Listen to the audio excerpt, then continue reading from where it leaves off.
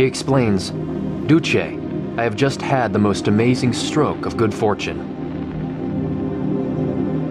He takes his stunned ally to the ruined hut and shows him where he was standing when the bomb exploded.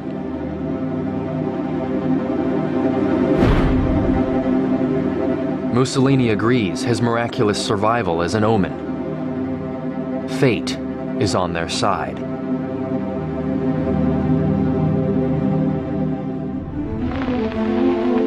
After his delay at the airport, Stauffenberg finally arrives at Army headquarters in Berlin.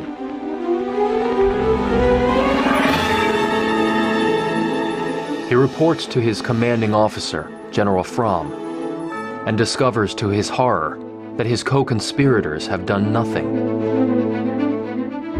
The man he left at Hitler's compound has failed to cut communications to Berlin.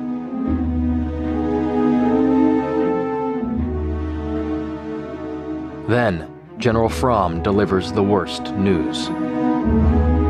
Fromm tells Stauffenberg that he has spoken to Keitel, who had assured him that Hitler was alive. Stauffenberg's response to that, Keitel has always been a liar. Fromm wants to call it quits. Yet Stauffenberg does not lose his nerve and insists on continuing with the plot against all odds. Stauffenberg sends a telegram to all commanders, telling them Hitler is dead and the army's in charge. But it should have been sent hours earlier. For us, it's impossible to say now, at what stage he realized that the cause was probably lost. I'm sure there must have been the point where he realized it and still carried on pretending that either Hitler was dead or that it didn't matter. It was just the last chance that he could take. While Stauffenberg struggles to keep the coup on track, the news finally reaches the Allies.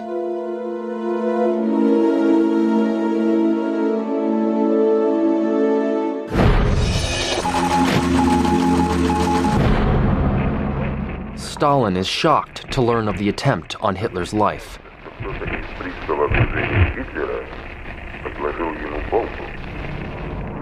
Stalin had lived a life of high drama, but this must be one of the most dramatic moments in his career. Who is behind it? Were the Allies behind the attempt? Was the German army behind the attempt? This could change the whole course of the war. For the factions within the German army would surely be killing Hitler in order to make a deal with the Allies and to cut out Stalin. What's bad news for Stalin should be good news for the Western Allies. But it's not. It's shortly after 5 p.m. in London. Prime Minister Winston Churchill is in his private map room. Two intelligence officers interrupt him with reports from Germany. There are rumors about an assassination attempt on Hitler. But the news isn't welcome. Have we got anything to do with it? No, Prime Minister. I don't think so. Churchill worries Stalin will think the British are behind it. Mr. President, this assassination attempt in Germany... To Roosevelt, the news changes nothing. Tell him to give a non-committal answer. We haven't had confirmation of the news. Why, this war isn't over yet. Roosevelt believes the war will be over only when Germany is utterly defeated.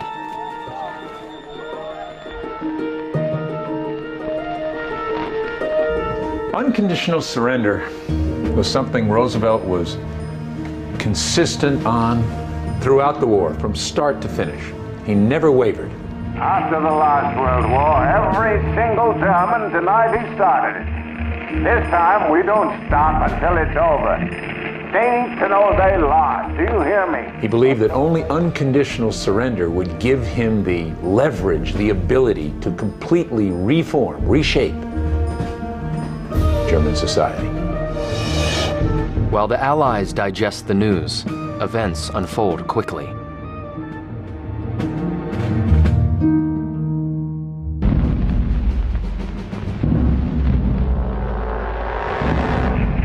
In his bunker, an upbeat Hitler briefs his staff on Mussolini's visit, but his mood's about to change.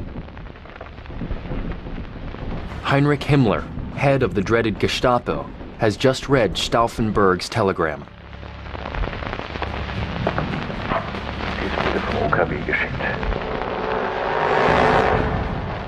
For the first time, Hitler realizes the conspiracy extends into the German High Command. They send telegrams to all the army districts. The first sentence reads, "The Führer Adolf Hitler is dead. In this situation, the Wehrmacht will take over the Reich."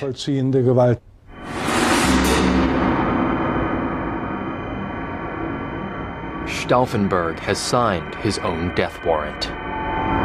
Es deutet alles darauf hin, dass die Wehrmacht dahinter steckt.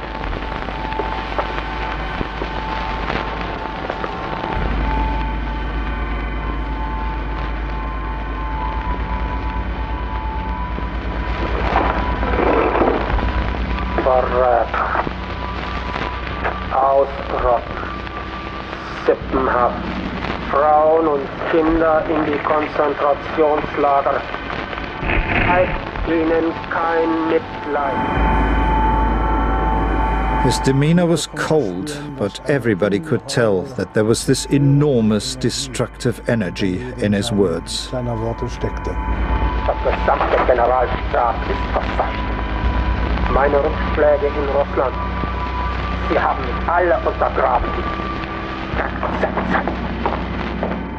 Hitler's vengeance will know no bounds. The price of the failed plot will be high, and the world will pay it. In Berlin, Hitler's fate remains unclear. But Stauffenberg believes the coup can still succeed, if they act fast. He orders the arrest of propaganda minister Joseph Goebbels. The job falls to the commander of the Berlin City Battalion, Major Otto Riemer. Riemer went to arrest Goebbels in his villa outside the government compound. Stupidly, the telephone lines of Goebbels, the Minister of Propaganda, had not been cut, and so Goebbels was able to bring about a communication between Riemer and Hitler. In the most surreal moment of the day, Goebbels gets Hitler on the line and hands the phone to Riemer. Ich bin am Leben. Man hat versucht. Ich spreche zu Ihnen als Ihr oberster Befehlshaber. Ich befehle Ihnen in meinem Namen, die Ruhe und Ordnung in Berlin wiederherzustellen. Mit aller Gewalt. Erschießen Sie jeden, der sich Ihnen widersetzt.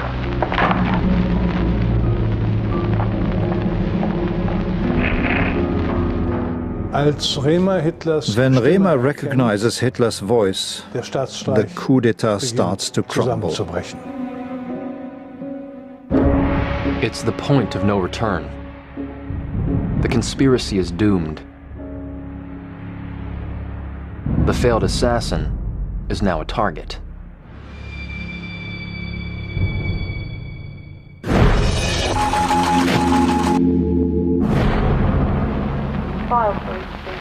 Thank you, Marianne. In London, Churchill gets a transcript of a German radio broadcast. 6:28 p.m. This is a message from the Führer headquarters. A cowardly attempt on the life of the Führer has been thwarted. It seems strange that Churchill couldn't help the German generals. Of course, in fact, he couldn't countenance it. If Stalin had caught any wind of Anglo-German contacts, it could have destroyed the Grand Alliance. Do we have intelligence on these people? I'll see what I can find. Thank you, Marion. Much as Churchill wants Hitler dead, he won't undermine the Allies' demand for unconditional surrender. On July 22, 1944, the BBC broadcasts the names of 22 German conspirators. No one knows who supplied the BBC with the names. The reality of war meant that the men who fought Hitler and the Nazis from within were not welcome abroad, to say the least. In many ways, the coup had been totally futile. The Allied plans were based on unconditional surrender, and that meant total occupation of Germany. To Churchill, Britain's commitment to the alliance is paramount.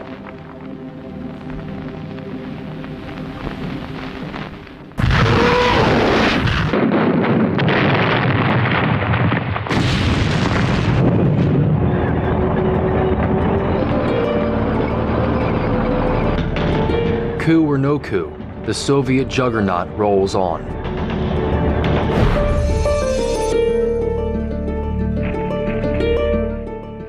Unlike Churchill, Stalin has no qualms about backstabbing his allies. Stalin signs the memoranda that will decree the fate of Poland. When the time comes, his generals will advance and install a communist regime, hand-chosen by Stalin himself. Stalin's signature makes Poland the first link in the Iron Curtain. After his delay at the airport, Stauffenberg finally arrives at Army headquarters in Berlin.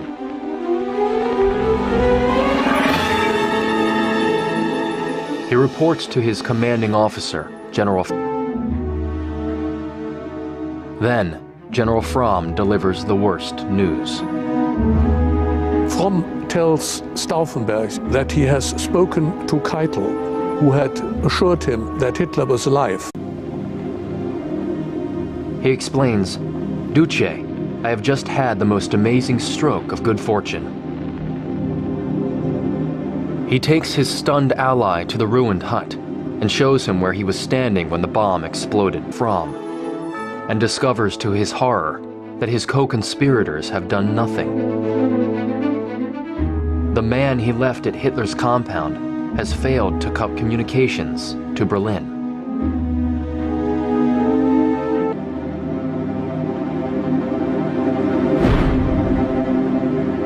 Mussolini agrees his miraculous survival is an omen. Fate is on their side.